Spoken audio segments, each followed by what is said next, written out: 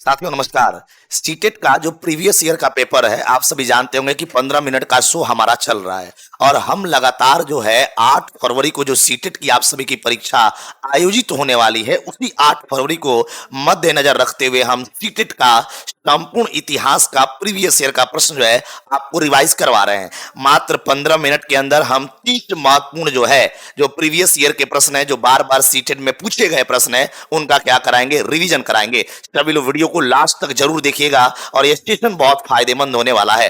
संगम कविताओं में जो है कि इन 3 राजवंशों को जो है मूवेंदर का नाम से जाना गया है। आपसे क्वेश्चन किया गया कि संगम कविताओं में जो है यह कौन से 3 राजवंशों को मूवेंदर के नाम से जाना गया है। आप सभी साथियों को बता दें, इस प्रश्न का राइट आंसर देख लीजिएगा। सीटेट में पूछा गया सवाल है और यह सवाल पूछा गया 21/2/2016 को। सारे जो है प्रीवियस ईयर के आपको मैं चला रहा हूं और सही जवाब ऑप्शन नंबर डी आप सभी साथियों का लगा लीजिएगा, सही जवाब हो जाएगा। रामपुरवा में मिला उत्कृष्ट पॉलिश वाले जो है यह पत्थर पर बना सांड, जिसे अब राष्ट्रपति भवन में जो है यह रखा गया है, इनमें से किस शासक काल में बनाया गया है? यह किस शासन काल में बनाया गया है, यही सवाल मैंने आपसे पूछा है। तो इस प्रश्न का राइट आंसर यह मौर्य वंश चला जाएगा। आगे बढ़ते हैं साथियों, अगला सवाल है निम्नलिखित राजवंशों में से किसने जो है अपने अभिलेखों में मलयालम भाषा और लिपि का इस्तेमाल किया है? वह कौन सी राजवंश है जिसने अपने अभिलेखों में जो है मलयालम भाषा और उनके लिपियों का इस्तेमाल किया है? आप सभी राइट आंसर याद रखिएगा। इस प्रश्न का सही जवाब क्या चला जाएगा? ऑप्शन नंबर सी चला जाएगा, चेर वंश चला जाएगा। अशोक के बारे में बात करें सर, अशोक के अभिलेख जो है यह किस लिपि में लिखा गया है?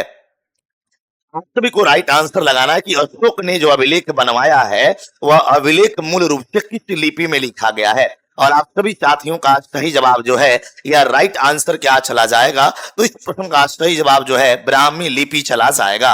ऑप्शन नंबर आप सभी साथियों का यह सी चला जाएगा।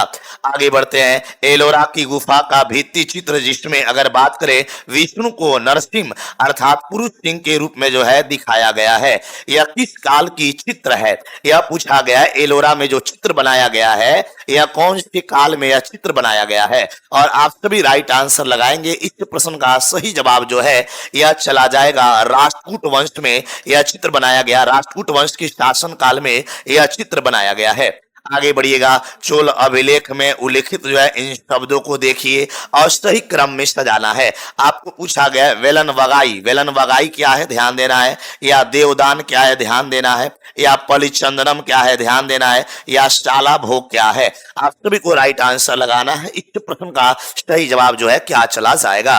और साथियों अगर बात करें इस प्रश्न का सही जवाब जो है ऑप्शन नंबर ए चला जाएगा। सभी 4 भूमियों का श्रेणी है, ऑप्शन नंबर ए हो जाएगा।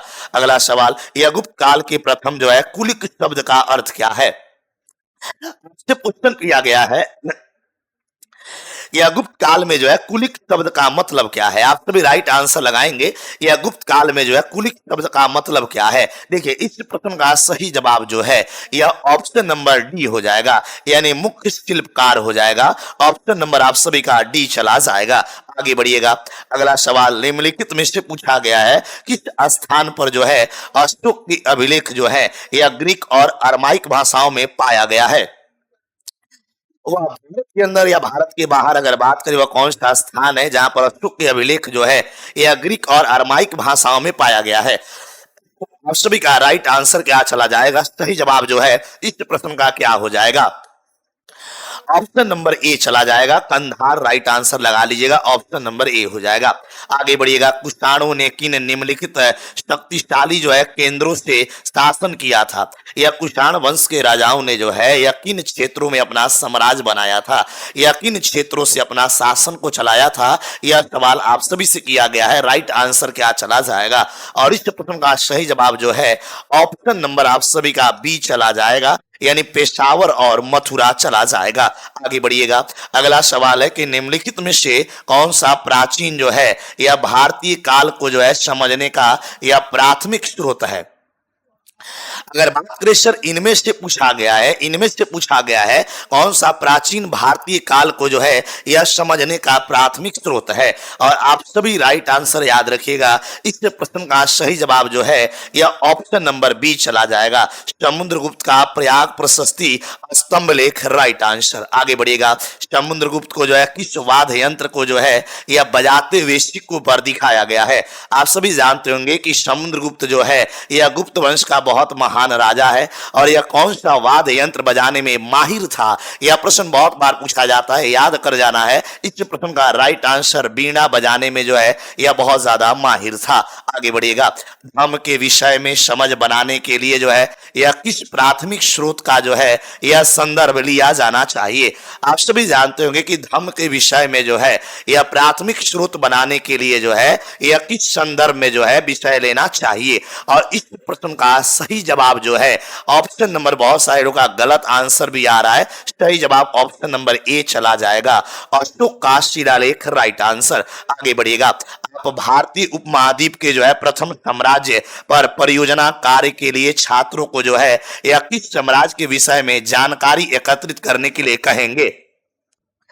आंसर की बात करें सर, बहुत बढ़िया सवाल है, और ये भी सवाल सीटेट में पूछा गया है, 23/12/2021 को पूछा गया है, और इस प्रश्न का राइट आंसर जो है यह मौर्य साम्राज्य हो जाएगा। ऑप्शन नंबर आप सभी का डी लगा लीजिएगा। वह विदेशी तीर्थयात्री जिसने हर्षवर्धन के दरबार में जो है यह आया था, वह विदेशी तीर्थयात्री जो हर्षवर्धन के शासन काल में इंडिया आया था। यह सवाल तो बहुत बार पूछा जाता है कि हर्षवर्धन के शासन काल के दौरान जो है वह विदेशी यात्री जो भारत की यात्रा किया था, आप सभी याद रखिएगा, उसका नाम फाहियान है। ऑप्शन नंबर साथियों ए लगा लीजिएगा।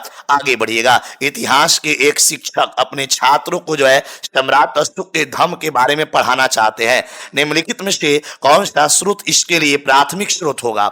आप जानते होंगे कौन सा स्रोत जो है इसके लिए प्राथमिक स्रोत होगा, और आप सभी को मैं बता दूं राइट आंसर क्या चला जाएगा। इस प्रश्न का सही जवाब जो है आप सभी कमेंट बॉक्स में जरूर लगाइएगा, सही जवाब जो है यह अशोक स्तंभ चला जाएगा। आगे बढ़िएगा, एक तमिल शब्द जो 3 राजवंश यानी चोल, चेर और पांड्यों के प्रमुख के लिए जो है यह प्रयोग किया गया था, वह शब्द कौन सा है, वह शब्द कौन सा है जो चोल वंश, चेर वंश और पांड्य वंशों के लिए इस्तेमाल किया गया है, और उस शब्द का नाम जो है यह मूवेंदार है। Moovendar right answer option number D हो जाएगा। अरिकामेडु का रोमन नाम क्या है, आपसे मेरा सवाल किया गया है, अरिकामेडु जो है इसका रोमन नाम क्या है। अरिकामेडु का रोमन नाम क्या है, राइट आंसर जो है पोडुक्का है। ऑप्शन नंबर ए लगा लिया जाए, सही जवाब ए चला जाएगा। यह निम्नलिखित में से किस बंदरगाह से जो है या जिसका उल्लेख कविताओं में मिलता है या पूर्वी तट पर व्यापार का प्रमाण मिलता है, वह कौन सी बंदरगाह से जो है जिसका उल्लेख कविताओं में मिलता है, और अगर बात करें पूर्वी तट पर व्यापार का प्रमाण मिलता है। आप सभी लोग राइट आंसर लगाइएगा, सही जवाब जो है यह पुहार चला जाएगा। ऑप्शन नंबर आप सभी साथियों का बी चला जाएगा। आगे बढ़िएगा, निम्नलिखित मदों में से कौन सी मद जो है यह कैलिको के नाम से जानी गई है, जिससे पुर्तगाली भारत से यूरोप ले गए थे, वह कौन सा मद है इस मद को कैलिको के नाम से जाना गया है, जिससे पुर्तगाली आए और पुर्तगाली भारत से लेकर यूरोप चले गए थे, वह मद था सूती कपड़ा। ऑप्शन नंबर डी लगा लीजिएगा। आगे बढ़िएगा, इन नाविकों में से किसने भारत को जो है यह समुद्री रास्ता पाने के लिए पश्चिम की ओर जो है यह प्रस्थान कर अटलांटिक महासागर को पार किया था, और उस नाविक का नाम बताना है, क्या सही जवाब चला जाएगा। इस प्रश्न का राइट आंसर जो है यह कोलंबस हो जाएगा। ऑप्शन नंबर सी चला जाएगा। 7वीं शताब्दी में बड़े बड़े भूस्वामी और योद्धा सरदारों ने धन और शक्ति प्राप्त कर अपने को घोषित किया था। आप सभी राइट आंसर लगाएंगे, सही जवाब क्या हो जाएगा, और इस प्रश्न का राइट आंसर जो है यह महासामंत चला जाएगा। ऑप्शन नंबर ए चला जाएगा। किस भाषा का एक रूप जो है यह मगधी है, आपसे मेरा सवाल है वह कौन सा भाषा है जिसका एक रूप जो है मगधी है। आप सभी याद रखिएगा, उस भाषा का नाम जो है प्राकृत भाषा है। ऑप्शन नंबर जो है आप सभी का बी राइट आंसर है। आधुनिक भारत की जो है लिपियां लिपियां जैसे देवनागरी, बंगाली और तमिल का विकास जो है यह कौन से लिपि से हुआ है? आधुनिक भारत की लिपियों की बात किया गया और आधुनिक भारत की लिपियां जैसे देवनागरी का, बंगाली का और तमिल का विकास जो है इनमें से कौन से लिपि से हुआ है? तब मैं बता दूं इस प्रश्न का राइट आंसर जो है, आप सभी राइट आंसर लगा लीजिएगा। सही जवाब जो है यह ब्राह्मी लिपि, ऑप्शन नंबर जो है आप सभी का डी चला जाएगा। आगे बढ़िएगा। संगम साहित्य की रचना एवं संकलन जो है किस नगर के सम्मेलन में किया गया था? संगम साहित्य की रचना और संकलन जो है यह किस जगह के सम्मेलन में किया गया था? आप सभी याद रखिएगा, सही जवाब जो है यह मदुरई सम्मेलन में किया गया था। आगे बढ़ते हैं, अगला सवाल। यह डैश डैश डैश डैश में प्राचीन शैल चित्रकला मिला है, वह किस जगह से प्राचीन शैल चित्रकला मिला है? आप सभी याद रखिएगा, इस प्रश्न का राइट आंसर क्या हो जाएगा? आप सभी राइट आंसर याद रखिएगा, मध्य प्रदेश और उत्तर प्रदेश इस प्रश्न का सही जवाब है। यह पितरा दुरा जड़ाऊ क्या है? आपसे मेरा सवाल है और पूछा गया है, प्रीवियस ईयर का सवाल है, यह 29/1/2012 को पूछा गया है। यह पितरा दुरा जड़ाऊ का मतलब क्या है? आप सभी कमेंट बॉक्स में राइट आंसर लगाएंगे। यह पितरा दुरा जड़ाऊ का मतलब क्या है? इसका मतलब है भवनों की सजाने की शैली। Option number c right answer चला जाएगा। निम्नलिखित में से पूछा गया है कौन सा कथन जो है यह प्राचीन हस्तलिपि के संदर्भ में सही नहीं है? वह कौन सा कथन जो है प्राचीन हस्तलिपि के संदर्भ में सही नहीं है? आप सभी राइट आंसर लगाएंगे, 27 नंबर का सही जवाब लगाएंगे और 27 नंबर का राइट आंसर ऑप्शन नंबर आपका सी राइट आंसर है। मध्यकालीन भारत में मंदिरों को जो है यह डैश डैश केंद्र के रूप में जाना जाता है। मध्यकालीन भारत में जो है मंदिरों को जो है यह किस रूप में जाना जाता है? आप सभी राइट आंसर लगाएंगे। इस प्रश्न का सही जवाब जो है यह सांस्कृतिक गतिविधियों के रूप में जाना जाता है। आगे बढ़िएगा। भारत में आरंभिक मानवों पर समझ के लिए जो है यह निम्नलिखित में से किसे एक जो है यह प्राथमिक स्रोत माना जा सकता है? और आप सभी जानते होंगे भारत में आरंभिक मानवों पर समझ के लिए जो है निम्नलिखित में से किसे प्राथमिक स्रोत माना जा सकता है? इस प्रश्न का राइट आंसर जो है यह मध्य प्रदेश का शैल चित्र हो जाएगा। ऑप्शन नंबर आप सभी का सी हो जाएगा। सबसे पुरानी पांडुलिपि जो है यह डैश डैश पर लिखा गया था। सबसे पुरानी पांडुलिपि जो है कहां पर लिखा गया था? आप सभी याद रखिएगा, सबसे पुरानी पांडुलिपि जो है यह ताड़ पत्रों पर लिखा गया था। तो आज का हमारा सेशन यहीं पे समाप्त होता है।